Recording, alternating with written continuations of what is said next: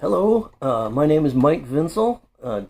Today is August 31st, 2024, and I'm continuing reading my book, Travels with Nobody. And right now we're on chapter 16, which is page 244. And that's chapter 16, Skiing with Ken Grassie. Here we go. On weekends, I would sometimes visit Terry and her family. Ken was also from New Hampshire. I had been hiking in the White Mountains with him and his father several times when I was in high school. Terry and Ken had moved out to Olympia when I was in elementary school, but they would come back to New Hampshire around Christmas time. I had always liked hiking with Ken. He and his father knew all of the mountains in New Hampshire. They knew all the different kinds of trees and plants and wildflowers. Ken would identify the trees around as we hiked, explaining the characteristics of each one and how to differentiate them from similar species. He explained what the wood of each species was used for by people: shipbuilding in the old days, white ash for baseball bats, steam-bent snowshoe frames, or birds ate the fruit, or if deer browsed their foliage when the snow made other food inaccessible. Once, while we were hiking to Owl's Head Mountain in the Pemigewasset Wilderness, he pointed out the difference between spruce and fir, that spruce needles are generally arranged like a brush all around the stems, while fir needles lay flat to the sides. We were walking through a grove of balsam fir, which he called fir balsam. He taught me the scientific name, Abies balsamea. There was also red spruce mixed in, Picea rubens. Ken said that red spruce was used for soundboards of violins.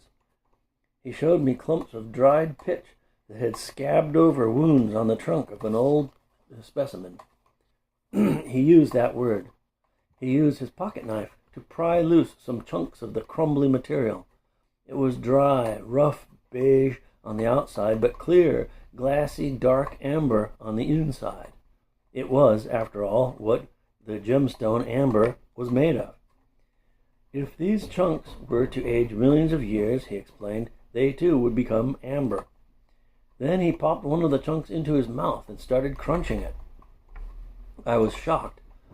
Ken had a peculiar sense of humor, fond of mockery and pranks, and I wasn't sure if he might be just trying to see how I would react. But he continued to crunch the material. He told me to try a piece. Still wary that I might be falling for a prank, I hesitated. But he said that he was not joking. This was spruce gum. I tried a piece and crunched it as he had. He said that in a few minutes, as it warmed in my mouth, it would become like gum, like commercial chewing gum. And he was right. It was amazingly like commercial chewing gum. It was a little stiffer, but otherwise resembled Wrigley's spearmint gum, except that the flavor was like a Christmas tree smells. I never forgot that lesson. I asked him where he had learned all this stuff. He thought for a while and said, "Books. UNH. Listening to old people." Listening to old people. Ken's father was a gentle, wise, patient, old New Hampshire man. He always held his face high, stern. His profile, viewed from the left, bore a remarkable resemblance to the old man of the mountain, the symbol of the state of New Hampshire. I'm sure that much of Ken's wilderness knowledge had come from his father. But his father was a teetotaler. Ken was decidedly not a teetotaler, and his love of mockery often found a target in his father. On that same trip in the Pemigewasset Wilderness, having camped out in the morning, Ken prepared coffee on the camp stove. When the coffee was done, he handed his father and me each a cup. I raised it to my face and caught the fumes of whiskey. I looked at Ken. "Sank a surprise," he said. His father's coffee was not spiked. but he knew that Ken had brought a bottle of whiskey against his wishes. He not only was a teetotaler himself, but he disapproved of others drinking as well. And he especially disapproved of Ken spiking my coffee. I believe I was 16 years old at the time. He expressed his disapproval to Ken. Ken responded with mockery. "People who put whiskey in their coffee have a monkey on their back. Isn't that cute?" he said in a squeaky child's voice, imitating an anti-drug public service television message that was well known at the time. He continued in a mocking voice. "Whiskey in your coffee is bad for your chromosomes, Stevie," referring to another of the same series of ads. I knew the ads and played my part, responding in the snide voice of the drug pusher in the ad. "How do you know you got chromosomes, kid?" Ken and I laughed and gulped our coffee. Ken's father looked at us with patient detachment. I felt silly for playing along, but nevertheless finished my spiked coffee. On the ride home from that trip, after hiking to the summit of Owl's Head, Ken's father was driving. I was in the back seat. Ken's father had been quite upset that Ken had snuck the whiskey on the trip. He lectured at some length about it. Ken apologized, and it appeared that a truce had been reached between them. We stopped along the way to fill up with gas. Ken went inside to the store. His father told him not to buy any booze in there, and Ken had assured him that he wouldn't. Ken returned with a paper bag and answered his father's glaring look by assuring him that it was just soda. Once on the road again, Ken asked me if I wanted a soda. I said I did. He reached in the bag and pulled out a Budweiser and handed it to me. It was Ken who suggested I get a field guide to the trees of eastern North America.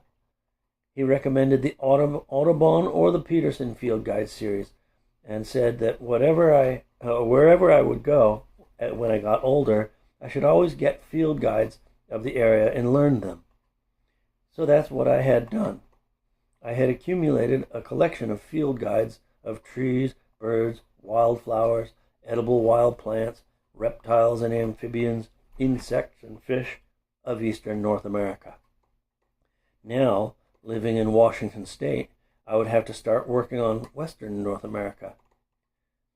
The Cascade and Olympic Mountains loom grandly over the Olympia-Lacey Tumwater area, Mount Rainier to the east and the Olympics to the west. I had brought my cross-country skis from New Hampshire. I was eager to go backcountry skiing with Ken. Once, at Terry and Ken's house, after dinner, I stayed to watch the Boston Bruins play the Vancouver Canucks on TV. Pat and Kevin were not sports fans. In fact, we didn't have a TV at our house. While watching the game, Ken brought out a book for me to study before going skiing in the Cascade or Olympic Mountains. The book was called Mountaineering, The Freedom of the Hills. Ken told me that before going into the backcountry, I would have to read up on avalanche safety and some of the other skills of mountaineering. He also brought out a USGS topographical map of Mount Rainier. He kept it rolled up in a tube. I took the book and map home and studied them over the next couple weeks. I studied those while Pat and Kevin studied the books for their college classes. Ken often traveled for work, so if he had been on a business trip on a weekend, he would have 1 or 2 days off during the week. For me, working at the nursery was tedious, tough, cold, and dirty, and the pay was lousy. But I learned that almost nobody ever got fired from that job. On the contrary, they were always shorthanded. The same ad that I had answered was always in the newspaper, and had been for years. So when Ken would have a day off during the week, he would call me to see if I wanted to go skiing. I would call in sick to work, and he'd pick me up in the morning. We did that a few times. The first time we went to Mount Rainier happened to be my 21st birthday. Ken had a Volkswagen Thing, the type that looked like a World War II German staff car, except that Ken's was bright yellow. The heater hardly worked at all. Ken picked me up early in the morning, maybe 4:30 or 5 o'clock. It was still dark and pouring rain outside. I had my skis, lunch, and everything ready. I had not seen a weather report and hoped that it wouldn't rain all day. But rain or not, I wasn't going to chicken out. Our plan was to park at the Paradise Visitor Center. That was about 5,000 feet. From there, we would hike up along the south side of the Nisqually Glacier to Camp Muir. Camp Muir was at 10,000 feet. It was just getting light when we arrived at the base of the mountain. Rain poured. The road wound through forest of huge Douglas fir, western red cedar, and Sitka spruce. Their mossy trunks looming in the fog looked every bit as big as the redwoods I'd seen in California. I was worried that we were in for a miserable day of slogging up the mountain in the rain, but Ken used mockery to put me at ease. "Oh dear, it's going to be rainy and shitty all day. Oh dear, what shall we do?" he said, while downshifting around a hairpin switchback on the narrow road. I chuckled. It didn't matter to me. I would tough it out anyway. I didn't know it, but Ken wasn't really being mean. He just didn't want to spoil the surprise I was in for once we got going on the climb. As we wound our way up the mountain, we became engulfed in thick fog. It was early enough that it was likely that other cars would be on their way up, not down, which was good. We arrived at the visitor center, parked, and looked at the topographical map, even checking our compasses to get our bearings. It was light enough that we didn't need a flashlight. We would be using climbing skins on the hike up. I had not known of such things, but Ken had brought 2 pairs. He had told me he'd take care of the specialized equipment we'd need. Soon we got everything together and walked to the trailhead. He showed me how to put on the climbing skins. They were strips of mohair cloth with an adhesive on one side to stick to the bottom of the ski. The front end had a little pocket that fit over the tip of the ski. The back end had a little buckle that secured it tightly. The mohair slid forward okay, but not backward at all. I had assumed that we'd be hiking in our boots, just carrying our skis on the way up. Once on the trail, I realized that hiking with boots in this snow would be impossible. It was so deep that with each step you would sink in up to your waist, and the snow was much deeper than I was tall. It was only the compression of the snow itself that stopped us from sinking deeper. But climbing skins turned our skis effectively into snowshoes. They were better than snowshoes because they had quite a bit of forward glide. We started up the mountain in foggy drizzle. The trail was recognizable at first because of the gap between the trees. But as we ascended, the trees got smaller and smaller. Ken explained that the big trees at the base of the mountain, at the lower elevations, he used that word, not altitude, not altitude. I noticed that. He said that those were mostly Douglas fir, Sitka spruce, and western red cedar. But up here, near the tree line, these were subalpine fir. He asked me how tall I thought they might be. They looked like perfect Christmas trees to me, up to 10 or 12 feet above the snow. I figured there might be 10 feet of snow. He said that where we were at that time, the snow might be 40 feet deep. These were just the tops of some tall trees. He said we should do this hike in the summer. I would see. It seemed we'd just begun our ascent when we took a break and turned around to look at the view. The timing was perfect. Just as we looked south toward where we'd come from, the fog dissipated magically. We were right at the top of the cloud cover. The sun gleamed brightly in a cobalt sky. Gossamer strands of water vapor peeled off the tops of the clouds in the wind, drifting over us, backlit by the sun, glowing like white flame. Looking level to the south, the tops of the clouds glowed blinding white. It was beautiful. The visitor center below was still under the cloud cover, still in the rain. We were in a different world. Ken had known that above 7,000 feet, we would be above the clouds. That's what he had not wanted to tell me before. It's going to rain all day in Olympia. Up here, it's going to be sunny all day, he said. We got going again. Soon we were well above the clouds in a treeless expanse of snow. There was no trail anymore, just snow and distant rocks. We would have to navigate by features of the landscape. I had studied them, but Ken knew them well. Ahead of us was Panorama Point, a wall rock jutting above a snowfield that got steeper and steeper as we climbed. We did a series of switchbacks until we were just able to traverse to the left of the rock outcropping. It was amazing how well the climbing skins worked. We got to where we had to turn right and go straight up a gap between rocks that had then opened onto another wide snowfield. The next landmark up ahead was McClure Rock. Looking north to the sunlit rock in the distance, the sky seemed much darker blue than I had ever seen. The gray stone glowed gold in the sunshine, and the snow was blindingly bright. We trudged onward up the mountain. I was beginning to feel the thinness of the air. We took frequent breaks. We had brought sandwiches and oranges. As cold as the temperature must have been, the air seemed powerless to cool us. The sunshine was strong. I was not cold at all. I was mindful that I should drink enough water. At one break, I sat in the snow and peeled an orange.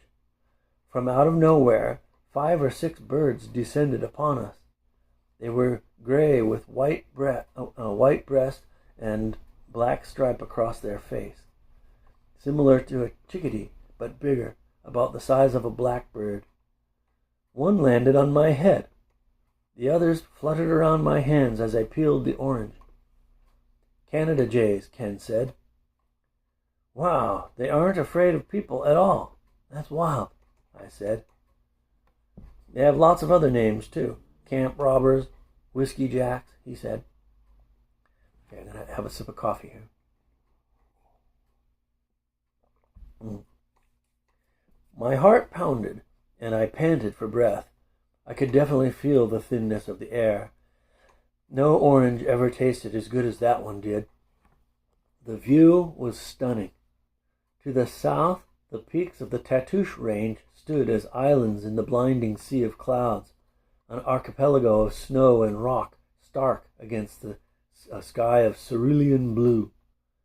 Ken said that from Camp Muir we would also be able to see what remained of Mount St. Helens, the volcano that had erupted just a few years before.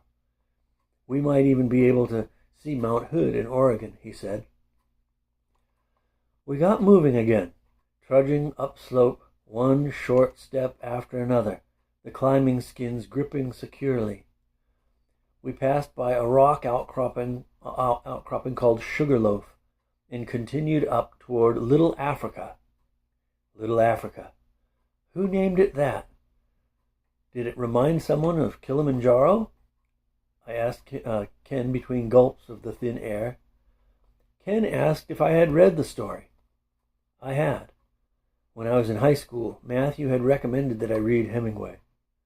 We stopped. Our breaks were getting to be every 100 yards or so. Molo, Ken shouted. the sound muted by the air. He waited a few seconds. "Bring whiskey soda," he answered. He answered the imaginary servant. "No soda? Just bring whiskey," Ken again shouted. He reached into his pack and brought out a pint of Jim Beam. "Whiskey, Sahib? Happy birthday." He handed the bottle to me. I unscrewed the cap and took a swig. "Thanks. I needed that," I said, imitating a TV commercial again. I handed the bottle to Ken. And here's a picture of that, of where this would be in the snow looking south towards Mount St. Helens, or that might be Mount Adams or one of those, but anyway, those mountains in the foreground, in the cloud cover, that's the Tatoosh Range. Okay, there we go. Okay. The Canada Jays caught up to us. Ken took a swig. We stood silently looking to the south, to the spectacular view. The whiskey warmed my gut. It was swell. We continued onward, upward, another 100 yards, another short break. We trudged on, past Moon Rocks, onto the broad expanse of Muir snowfield. We could see Camp Muir, our goal, a speck in the distance. It would be more than an hour before we got there. As we faced uphill toward Camp Muir, to our left was the most spectacular view of the day, the Nisqually Glacier, blinding white in the sunshine, crisscrossed with aquamarine crevasses. Midway along its length, the Nisqually Icefall. I had never heard that word before, icefall.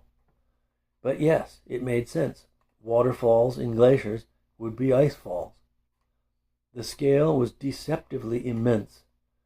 Chunks of blue-green ice jutted over the lip of the icefall. I could see how they would extend over the glacier bed until they would collapse by their sheer weight and fall onto the stacked ice chunks below, assuming odd angles as they resumed the inexorable downward movement of the glacier. Below us, the glacier disappeared under the blanket of clouds. Ken and I stood silently taking in this view. We were distant enough that the ice chunks jutting out at such angles appeared to me to be about perhaps 40 or 50 feet tall. But when we resumed moving, switching back to the left toward the glacier, there came a time when I noticed the trudging getting easier. Then we began to have forward glide, even with the climbing skins on. The breadth of the Muir snowfield gave the illusion of flatness, but it was convex, imperceptibly getting steeper toward the glacier. Soon we were gliding on our skis, standing, effortless, as on a conveyor belt, toward the immense ice fall. Then Ken indicated for us to stop. We had to switch back right, or soon the slope would become so steep that we might not be able to avoid falling into the glacier, which would be extremely dangerous, I knew. I had read The Freedom of the Hills, too. But before we started back, we stood and had another swig of whiskey. That was when it became clear to me that those chunks of ice jutting out at angles were not 40 or 50 feet tall. They were the size of 20 or 30-story office buildings. And the deep sound the glacier creaked. In the deep sound, the glacier creaked with deep sounds like tubular bells that echoed strangely in the thin air. Warm rush of whiskey, listening to the sounds of an icefall. We reached the stone cabin of Camp Muir at around noon. There were a dozen or so other skiers lounging in the sunshine, their rugged, worn, metal-edged telemark skis and heavy mountaineering skis in the snow, aft ends buried up to the bindings, ski poles standing sentinel beside each pair. Some skiers had removed their boots stout, sturdily built black boots, not like my delicate white racing ski shoes from back east. It was a contrast of figure skates to hockey skates. Thick gray wool socks draped over the boots, steaming in the sunshine. A team of 4 climbers emerged from the shelter door. They would make a summit attempt the next morning. There they stood, all bearded, faces dark except for what would be covered by their glacier glasses. It was the reverse raccoon look. I had had that same face when I worked at the apple orchard.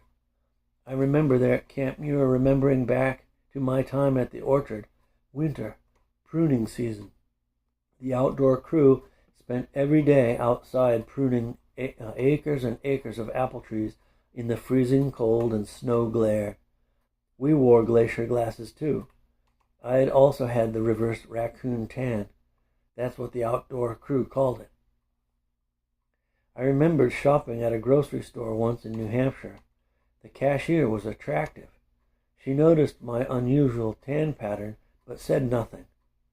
I had imagining how I might have come to have such a face. The mountaineers standing before me at Camp Muir were exactly what I had hoped she had imagined. But, of course, perhaps she had not. Ken and I removed our skis, peeled off the climbing skins, rolled them up, put them away, and stood our skis in the snow as the others had. These skiers all had good equipment, stout mountaineering skis with an apparatus to lock down the heels for skiing downhill. Ken had decent telemark skis and boots, but with loose heel bindings. But Ken was a good telemark skier. He could handle going downhill on those. I had regular Nordic skis, narrow, no metal edges, dainty little shoes, hardly more than a pair of running shoes with a three-hole toe for the binding. Back east, they were all I needed. I had tried to master the telemark turn. I had practiced it many times. I knew how to do it, but I had never mastered it the way Rich Sanderson had. He was good at it. If ever there were to be a trial by fire, this descent would be it. I was a pretty good alpine skier, but I had always disliked the atmosphere at alpine ski areas, where the price and fashion of one's equipment confer social rank rather than skill at skiing. But here, these were veteran backcountry skiers. One of them noticed my skis. In his comments, there was no derision whatsoever. You came all the way up here on those? Man, you got balls, he said. Ken explained that I had just come out from New Hampshire. That started a conversation about Tuckerman's Ravine on Mount Washington. I had actually been there with these same skis. I told them. It was true, I had. You skied tucks on those? The man asked incredulously. He had been there too. Well, I explained, I was physically present at Tuckerman's Ravine with this get-up, and I did descend the head wall, but my descent was not as graceful as you might imagine. This led to great laughter. Not derisive laughter, but honest, hearty laughter, which I interpreted as conveying camaraderie. We all sat in the sunshine, eating our lunches. Ken and I had oranges and chipped beef sandwiches. Ken and I shared the whiskey with the skiers. The Canada jays were as tame as pets, fluttering in our faces while we tried to eat our sandwiches, landing on our outstretched hands. The climbers said that they would set out for the summit the next morning. They had climbed mountains all over the world. I enjoyed their stories, talking about Patagonia, hassles at the Argentine-Chilean border. To be a climber sounded like fun. But I didn't really feel the need to reach the summit of a mountain. The important thing to me was the view. No, I didn't need to climb mountains. Not to their summits, anyway. I just liked to ski and enjoy the scenery. I kept these thoughts to myself. After perhaps an hour, Ken and I decided to get going. We began our descent. We would simply backtrack down to Paradise Visitor Center. I had memorized the features on the way up. Navigating back would not be difficult. Our tracks were easy to see. Ken would ski behind me, letting me lead. He would shout to me if he needed to. Skiing on the open snowfield was not difficult. The snow was soft enough to allow me to snowplow to manage my speed. The landscape was so immense that it was hard to gauge how fast I was going, because the features of the landscape were much further away than anything I had known in the White Mountains of New Hampshire. I kept gliding toward the glacier, just like standing on a conveyor belt, automatic, muscle memory, gliding beautifully while mesmerized by the awesome sight in front of me. I had to stay mindful of the illusion that I was not moving at all. The snowfield gradually, imperceptibly got steeper as it sloped toward the glacier. Ken had said he'd leave it up to me to make the call when to switch left. As soon as that thought crossed my mind, I shouted, "Switch back left!" I lowered my left knee into a telemark turn. I wasn't confident that I could pull it off, but I managed to keep my balance as my body rotated to the left, and then I straightened out again with reasonable grace. Most of the descent was traversing the snowfield, not going directly downhill. We only had to turn at the switchbacks. Between Sugarloaf Rock and Panorama Point, we had to traverse slopes so steep that I had to hold my elbow in to avoid nudging the side of the mountain as I skied. On those parts, I did not attempt telemark turns at the switchbacks. I simply stopped and turned my skis one by one and resumed that way. Those stretches were scary. If I had fallen, I would have slid hundreds of yards before I would have stopped. But those places did not slope into the glacier. Even if I would have fallen, I probably would have been able to ski if I still had my skis out to the visitor center. At least I thought that to myself at the time. That was the most spectacular day of skiing I ever did in my life, and I remember it now like it was yesterday, the day I turned 21. In the time I lived in Olympia, Ken and I went skiing and camping at Mount Rainier several times, and at other mountains in the Cascades and the Olympic Peninsula. Okay, that's it for today. I'll put my picture in its case, put away the brushes and paints, and walk back up the hill to have dinner with Fusako. As I leave, I see that I have dropped a tube of paint on the grass. Pentel Acryl Gouache, number 14, Cerulean Blue. I pick it up and put it in my kit. Okay, that's it for chapter 16, and so we'll see you next time for chapter 17.